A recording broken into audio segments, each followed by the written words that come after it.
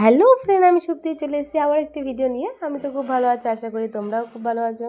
আচ্ছা, কেউ কি বলতে পারবে আমি কোথায় যাচ্ছি? চলো চলো তোমাদেরকে বলেই দিই অবশেষে আমি কোথায় যাচ্ছি। আমি চলে যাচ্ছি আমার দিদির বাড়ি পিয়ালি। আচ্ছা, কেউ কি পিয়ালি চেনো? জেনে থাকলে অবশ্যই কমেন্টে জানাবে।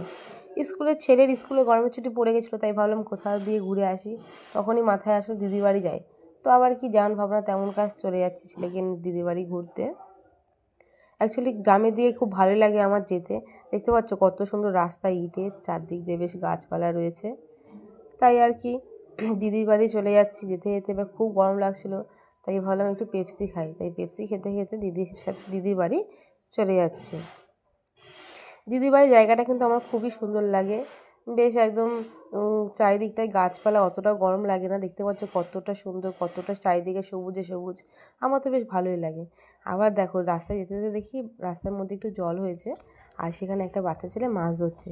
ওকে তো দেখে আমার খুব ইচ্ছে ছিল যেন আমি একটু মাছ ধরি। না, মাছ ধরলে তো আমার হবে না, আমাকে কারণ যেতে হবে দিদির বাড়ি, তো দেরি যাবে। তাই জন্য আবার কি তাড়াতাড়ি করে বেরিয়ে আসলাম। তার মধ্যে আমাকে ছেলে জিজ্ঞাসা করছে, মাম্মাম কোথায় যাচ্ছি? আমি বললাম আমরা মাসির বাড়ি যাচ্ছি। তো ও তো শুনে খুব খুশি হয়েছে, প্রথমে বিশ্বাস করছিল না। তারপর আমি বললাম হ্যাঁ আমরা সত্যি মাসির বাড়ি যাচ্ছি। তো দেখো কতটা আনন্দ হয়েছে, কতটা খুশি হয়েছে, লাফালো। যাই হোক, তোমাদের সাথে গল্প করতে করতে অনেকটা দিদির বাড়ি চলে এসেছি। অবশেষে দিদির বাড়ির সামনে চলে এসেছি। এবার ঢুকবো দিদির বাড়িতে। দেখো দিদির বাড়ির সামনে যাচ্ছি। দিদির বাড়ির এই পারে এই গাছটা দেখতে পাচ্ছ তো, এই গাছটা কিন্তু ড্রাগন ফল গাছ। অনেকবার নাকি ফল হয়েছিল, দিদির মুখে শুনেছিলাম ওরা খেয়েছে। যাই হোক, দিদি কোথায় দেখে নিই একবার। দিদি দেখো বসে রান্না করছে আমাদের জন্য। কী কী রান্না করছে চলো দেখি।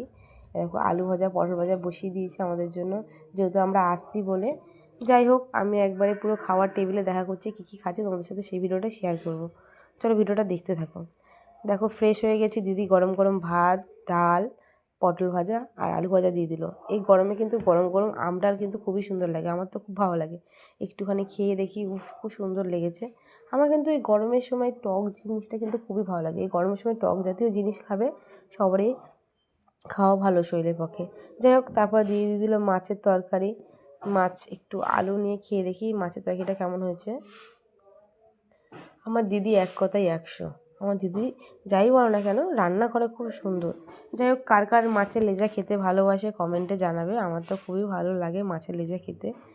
যাই হোক, লাস্টে দিয়ে দিল মাংস। দেখতে পাচ্ছ কতটা সফট হয়েছে মাংসটা।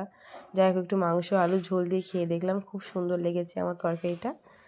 যাই হোক, দিদি বাড়িতে গেলে দিদি আমাকে অনেক অনেক সুন্দর সুন্দর রান্না করে খাওয়ায়। লাস্টে একদম পুরো লাস্টে দেখো দিদি আমাকে আম আর একটা কালো মিষ্টি দিয়ে দিয়েছে। আমার কিন্তু এই মিষ্টিটা খেতে খুবই ভালো লাগে। কার কার ভালো লাগে কমেন্টে জানাবে। আর দেখতে পাচ্ছ কতটা সফট হয়েছে, ভেতরটা কতটা সফট, কতটা সুন্দর। আমার কিন্তু মিষ্টিটা খুব সুন্দর লেগেছে। যাই হোক, ভিডিওটা কার কার ভালো লেগেছে অবশ্যই কমেন্ট